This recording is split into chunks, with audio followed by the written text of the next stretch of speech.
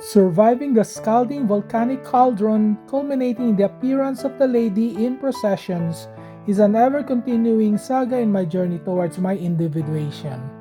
As long as I am living, dreams continue to guide me in becoming more aware of the path that I am taking, helping me discern the next step in guarding myself, not falling again into the pit, but at the same time a step ahead to my goal.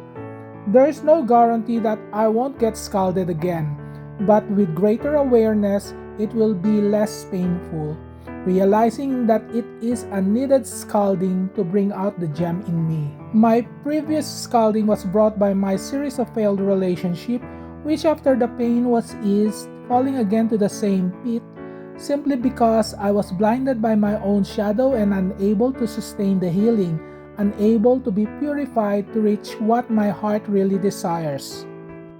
The greatest sin for me is not being able to recognize the real love and denying this real love to take me. I was attracted towards the glittering light and the sounds of revelries, but failed to see the source of light, distracted from the real call by the noise that allures me. Drawn towards the beauty of men but failed to see the source of their beauty, distracted by my lust for momentary happiness. Drawn towards what attracted me, I failed to see their shadow that brings me to my destruction. Yet the real beauty came and draws me out of the pit. It was him I saw among the glittering lights, but distracted by the glitters instead of him, their source. He was among those beautiful men, but I failed to see him, for I was engrossed by my desire to possess them, distracted again by their beauty. I failed to recognize him who gave them their beauty and power. He is God, the Spirit of God I fail to recognize until I open my eyes and see His Eden beauty. When I started to recognize God, it was the start that I revere Him wherever He dwells, among the glittering lights, in the midst of hot spring, in the scorching beaches, and in the beauties of men I see. I seek not to possess them, but instead, with reverence, gaze at the Lord in them that created such wonderful creation. With them, God dwells. This is God's immanence on them. God is with them, but they are not God. In the past, I adored the created instead the Creator. Perhaps I needed to be scalded again and again to get to my senses to finally see God. Recognizing God just gave me immense joy and happiness, but I cannot achieve this without meditating, reflecting, and praying. It's only when I started to listen and share my heart in dialogue with God that enlightenment and guidance take place. The archetype of the lover is triggered from time to time, arising from our basic need to belong and to love. Sometimes the attraction is irresistible, but be careful. To be seduced by their allure could put you to danger. Some call it temptation, especially if the seducer has ill intention, but who knows what their intention really is. But I must see the other side, where the Lord hides. Deep within them is God's dwelling place, but obstructed by their bondage to their own shadow. My gaze must be fixed on God. I pray not to be distracted by their beauty and seduction.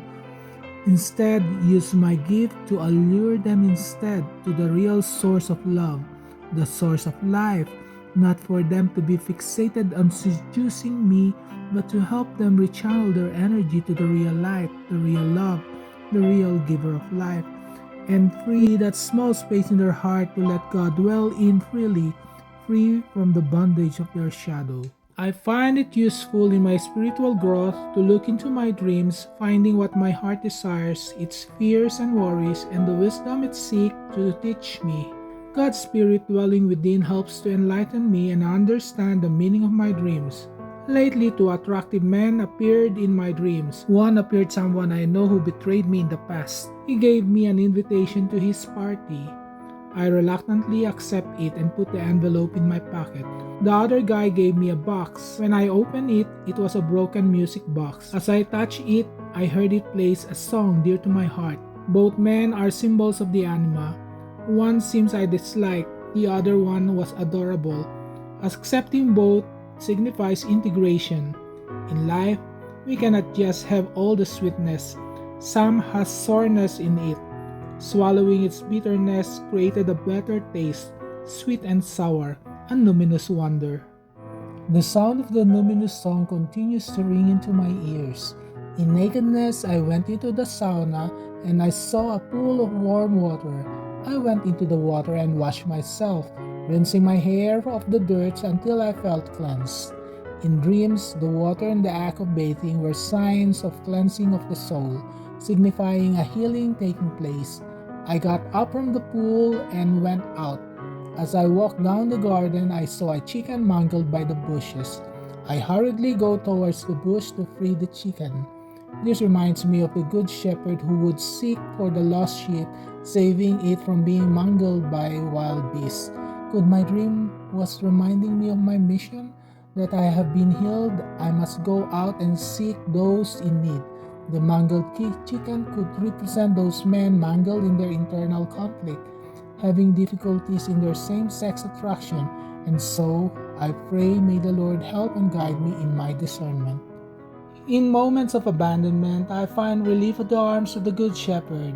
I realized this after my analysis of another recurring dream where I had fiery arguments with my parents, waking up with so much anger that my heart pounds heavily. Some analysts told me the dream manifested a negative parental complex, a deeply embedded unconscious structure of emotionally charged ideas, memories, and feelings surrounding one's parents.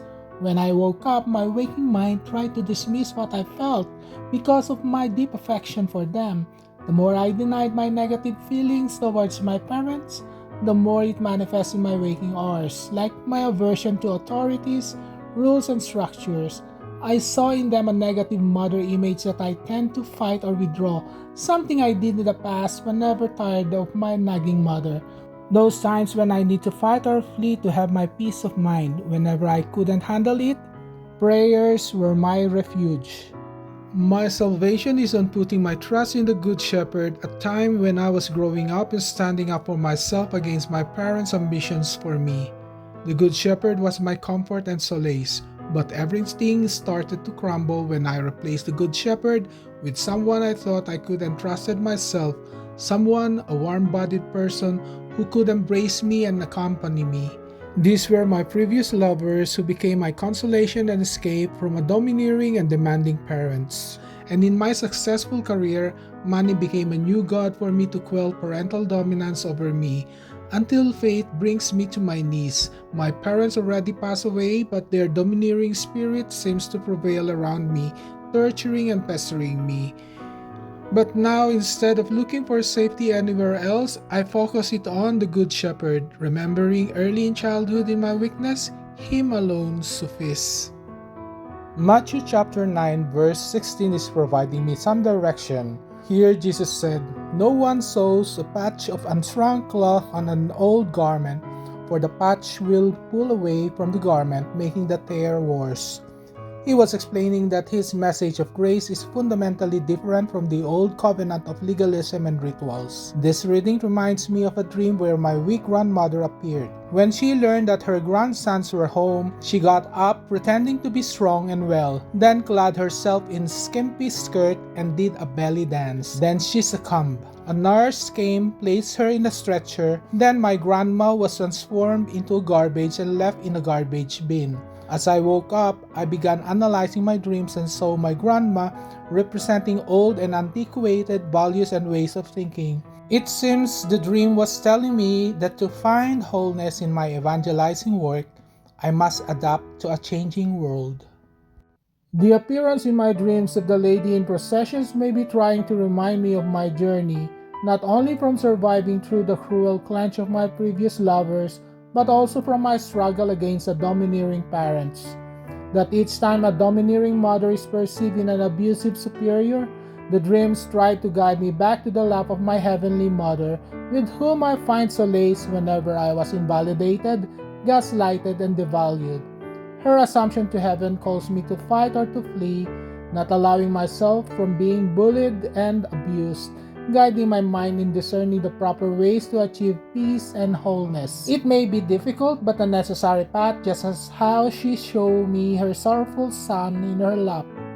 Following the resurrected Jesus, I shall overcome every obstacle, focusing into the path towards a greater transformation. But what is greater transformation? It seems one of my recent dreams provided me a clue to this greater transformation. In my dream, I was in a farm surrounded by apple trees. I was there to pick up the apples.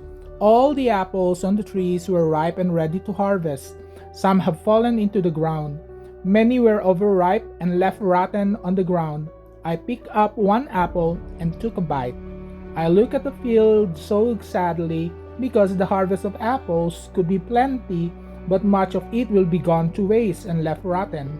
As I woke up, this reminds me of the gospel narrative where Jesus was telling the disciples that the harvest is plenty, but the laborers are few.